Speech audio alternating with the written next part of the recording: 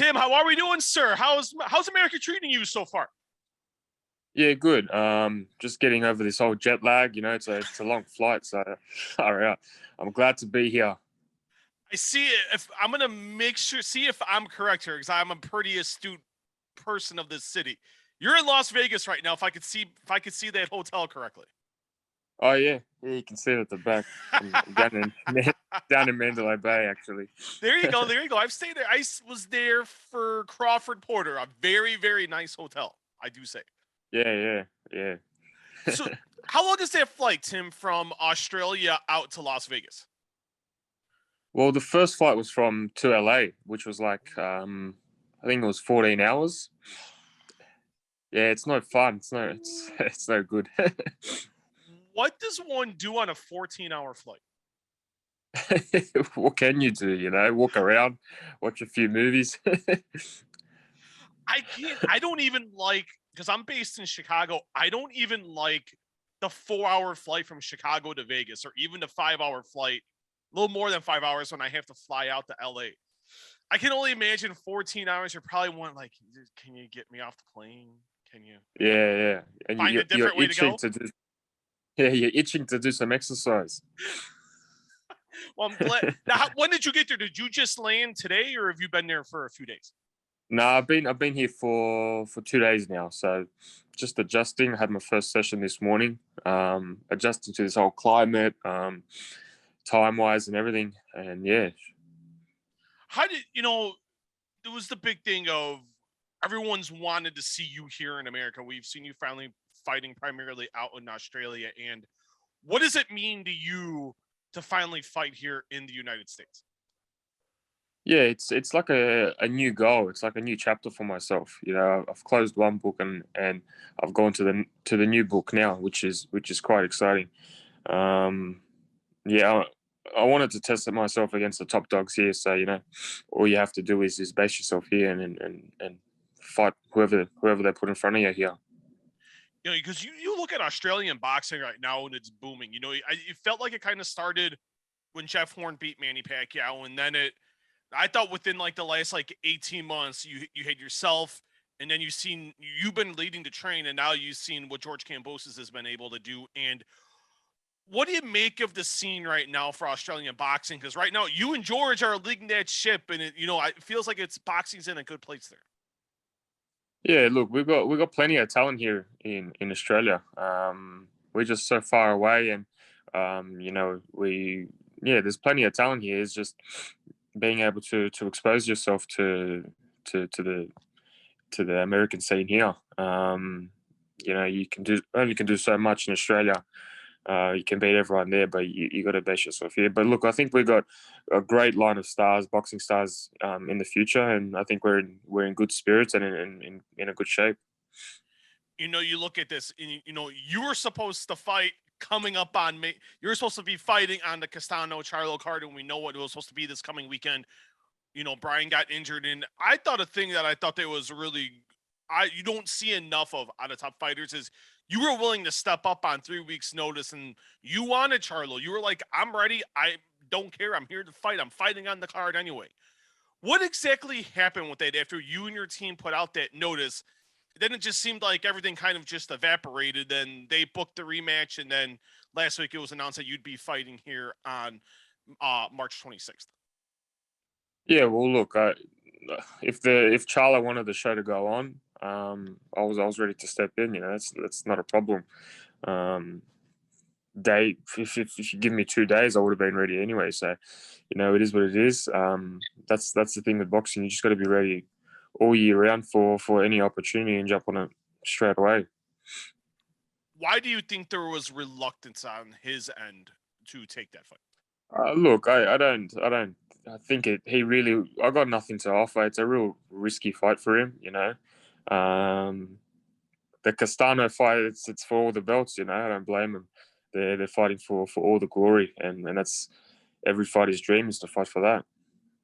Because the statement you guys had put, guys, I reread it right before we came on, and it was really important for you to really want to fight and fight soon. And what kind of relief did you have when you and your team were able to book the fight for next Saturday? Oh, it was, I'm a busy fighter, and I try to keep myself busy all the time. And fighting 3 4 times a year, that's my main thing. Even through all this COVID time, a lot of people took a lot of this time off, and didn't have fights, and inactivity is what causes problems. Um, for myself, I just kept staying busy. We did great things up in Australia. So my for myself, I want to grow as a fighter and grow as an individual, and that's what I keep doing, and keep fighting whoever's in front of me.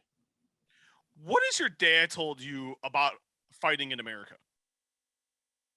I haven't really spoken to him about that actually. Wait. Oh, wow, this is like breaking news out. Dun, dun, dun.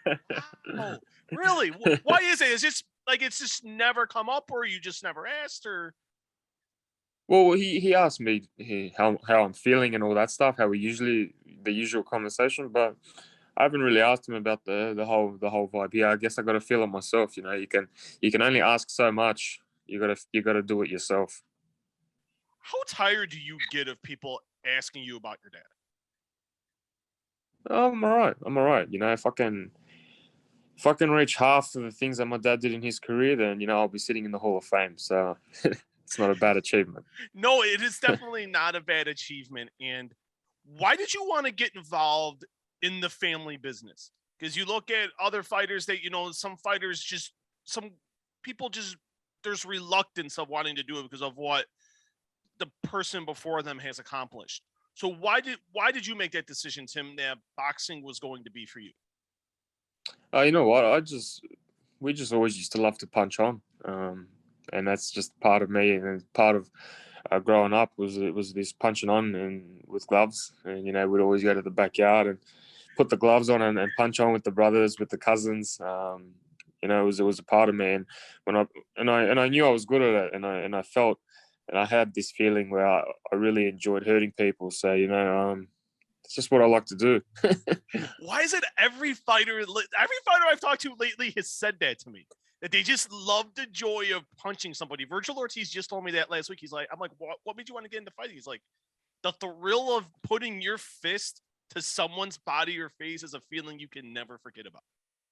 Yeah, yeah. It's. I think that's what makes us all sick in the head. You said it, not me. And a couple more questions, Tim, but thank you so much for the time today. It's greatly appreciated. And so who's the best? Are you the best out of the brothers? Or is there someone lurking in the Zoo family that we don't know about that could make some noise, or were Say it you the again. best of the brothers? In terms, you said you would be fighting in the backyard with your brothers, and is there a younger Zoo in the background, Yeah. or is it you carrying the family banner? Well, I'm the eldest son, so me and I my did not little know one this. used to always punch on. Yeah, and my little brother actually just turned professional. He had his first fight 3 weeks ago, so um yeah, I always used to have it up over him just because I'm 4 years older. Is there a promise or something like a loose agreement that you do what you do coming up next Saturday, that you'll face the winner of Charlo Castano coming up in May?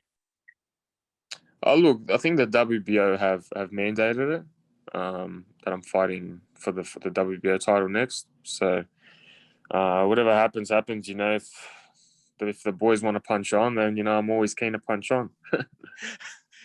Who do you think wins that rematch? Um, I think Castano in my eyes. Did you feel he won the first fight? Because that was the Yeah, consensus of men.